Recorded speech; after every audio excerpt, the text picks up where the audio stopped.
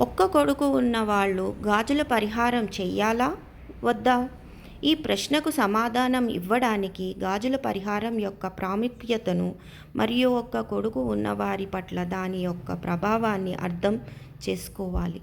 గాజుల పరిహారం ఒక హిందూ ఆచారం. ఇది ఒక కుటుంబంలో ఒక కొడుకు ఉన్నప్పుడు చేయబడుతుంది. ఈ ఆచారం కుటుంబానికి శుభాన్ని కలిగిస్తుంది అని నమ్ముతారు. ఒక్క కొడుకు ఉన్న వారి పట్ల గాజుల పరిహారం యొక్క ప్రభావం గురించి అనేక వాదనలు ఉన్నాయి. కొంతమంది ఈ ఆచారం కుటుంబానికి శుభాన్ని కలిగిస్తుందని మరియు కుమారుడి యొక్క ఆరోగ్యం మరియు శ్రేయస్సుని కాపాడుతుందని నమ్ముతారు. మరికొందరు ఈ ఆచారం కుటుంబంలో అసమానతను కలిగిస్తుందని కుమారుణ్ణి భారంగా అనుభూతి చెందేలా చేస్తుందని నమ్ముతారు. చివరికి ఒక్క కొడుకు ఉన్నవాళ్ళు గాజుల పరిహారం చెయ్యాలా అనేది వ్యక్తిగత నిర్ణయం.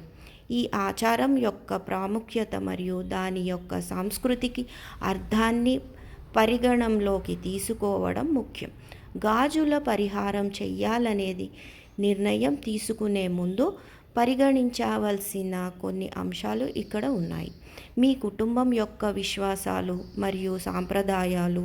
మీ కుటుంబం గాజుల పరిహారం యొక్క ప్రాముఖ్యతను నమ్ముతుంటే మీరు దానిని చేయాలని భావించవచ్చు.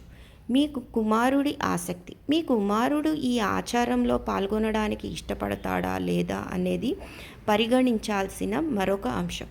మీ ఆర్థిక పరిస్థితి. గాజుల పరిహారం చేయడానికి కొంత ఖర్చు అవుతుంది. మీ ఆర్థిక పరిస్థితిని ఈ ఆచారానికి చేయడానికి అనుమతిస్తుందా అనేది పరిగణించాల్సి వస్తుంది. మరొక అంశం. ఈ అంశాలన్నీ పరిగణంలోకి తీసుకున్న తర్వాత మీరు మీకు సరైన నిర్ణయం తీసుకోగలరు.